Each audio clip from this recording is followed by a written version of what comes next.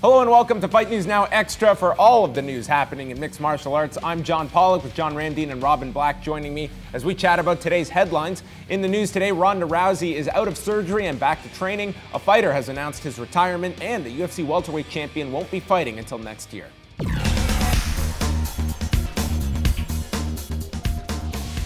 It appears that UFC welterweight champion Johny Hendricks will not be fighting again this year, with his manager Ted Earhart telling ESPN that the UFC wants to wait until he has completely recovered from his torn bicep surgery earlier this year. The UFC also has a situation where there is a glut of champions getting ready to fight and not enough main event slots to fulfill all of their fights. And that is another reason Hendricks is likely to be out until February of next year, when he is tentatively scheduled to fight Robbie Lawler in a rematch.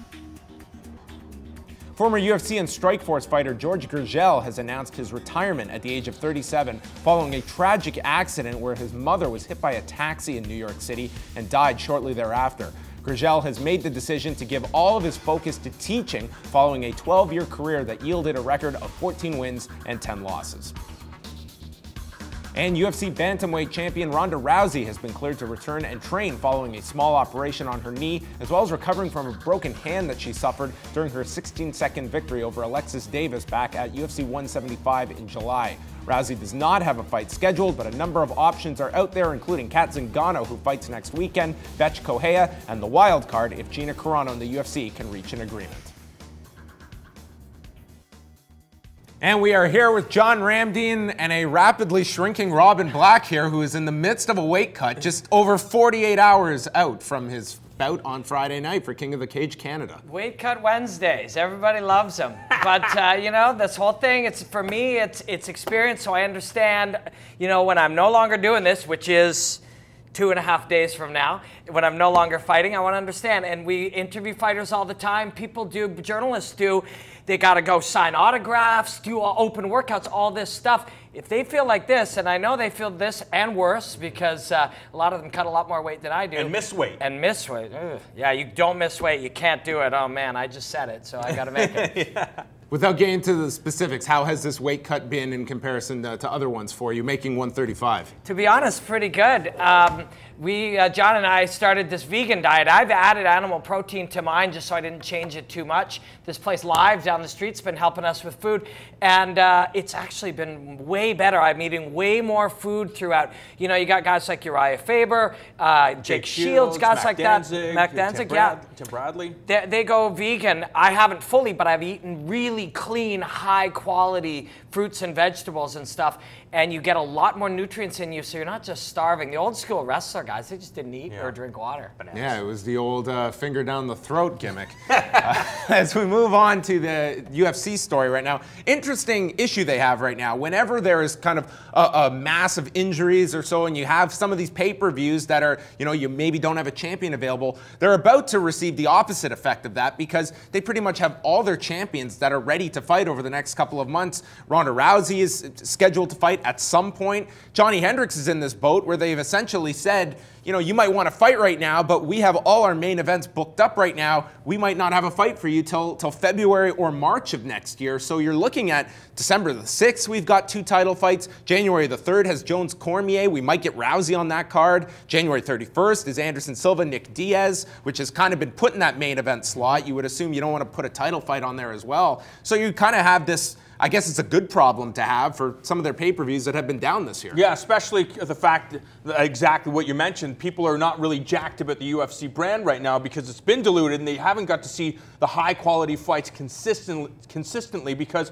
you know, all of these injuries force guys off the card. So hopefully starting with 179, we're going to get to see the main event. Demetrius Johnson, one of the most talented fighters in the world. We have Conor McGregor on the card, and possibly one of the best fights, I think, in recent memory from a paper standpoint, with Eddie Alvarez making his way to the UFC, taking on Donald Cerrone. I don't know how in the world this cannot be fight of the year. Yeah, that's an amazing, amazing fight. You're talking about the scheduling of these fights, too. One guy, you mentioned Johny Hendricks. If I'm Johny Hendricks, I'm like, well, I'm taking my time. Yeah, absolutely. You don't have all that much heat to lose now. You won the title, you got to start fresh again. They're going to have to market you fresh. So there's no real urgency time-wise. And this thing disengaged from here and went up in a giant ball up into there. Think of that. that. Think of what that feels like. Your entire muscle is damaged and the whole thing. So you rehab from that. In the meantime, all these other guys are training and getting better. They're looking at you, figuring out your left hand and your wrestling tendencies. Like, you're like, man, yeah, give me a few extra months because I want to come out in there. You don't want to be that guy who held the title just for one. You know, I think Forrest Griffin did it. A few guys have done that. Hey, you're still the UFC champion. It's still a great accomplishment, but you want to keep moving. Matt Hughes, he said, you're not a real champion until you defend your title at least once. And I'm sure Johny Hendricks wants to get that under his belt. And do you look at this as a positive or negative for Robbie Lawler, who has just found all this success from essentially going from camp, fight, and now does get a little bit of a break now until Johny Hendricks is ready and they're ready to put that fight together in early 2015? I think when it comes down to Robbie Lawler, you just look at his career. Yes, of course he wants to fight for the welterweight title again. I think, you know, the goal is to become UFC 170-pound champion. But the fact is that Robbie Lawler was making so much money fighting out of the UFC. I think there was a point where he was like, you know what, this is my job. I just go out, try to make as much money as humanly possible fighting in mixed martial arts, something I've done for the last decade. And he did that, fighting in Strikeforce. So all of this stuff, I think, is just gravy for Robbie Lawler. Yeah. He gets to support his family, and he gets to be a superstar. I mean, we've talked to Robbie Lawler. He does not like talking to the media. He is there to do his job, go inside of the cage, smash whoever's standing across from him, and make some cash. Yeah, and you know what? All that cash making has given him the padding right now to go, yeah, okay, this time I'm really, if winning the UFC is ever going to happen, it's going to happen now. Oh, so I got to train and really get it together and wait for this guy. Wait a second, I made a whole bunch of money. This is a good time all around for me for this to happen. So I think Robbie Lawler is laughing. He's got cheddar in the pocket. He can train and wait and get better and add new tools. And he added new tools in his last fight. He looked fantastic. So quick thought on George Gurgel, who's announced his retirement.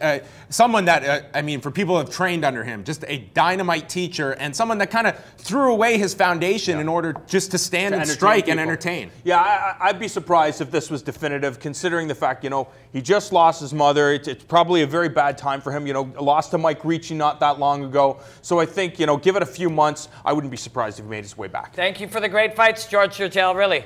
And we have more Fight News Now coming your way.